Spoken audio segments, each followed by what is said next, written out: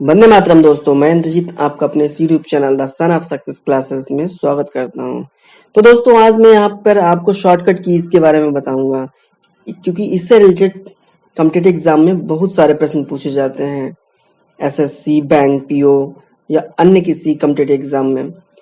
तो दोस्तों, आज मैं यहाँ पर आपको बेसिक शॉर्टकट कीज, विंडोज की, function keys, MS Word, PowerPoint, Excel, इन सभी में जो शॉर्टकट कीज यूज होती हैं, मैं उन सभी के बारे में आपको विस्तार पूर्वक बताऊंगा। तो दोस्तों, मैं आपका ज्यादा वक्त न लेते हुए अपने इस वीडियो को शुरू करता हूँ। चलिए।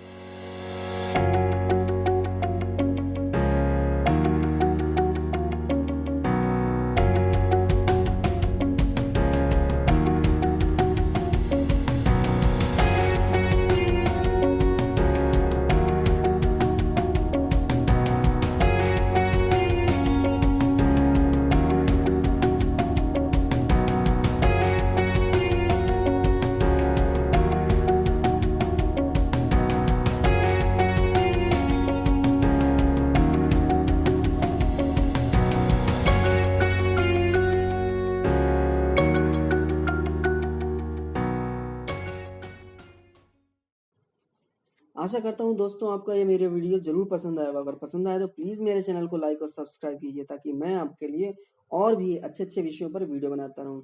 इसी के साथ जय हिंद, जय भारत।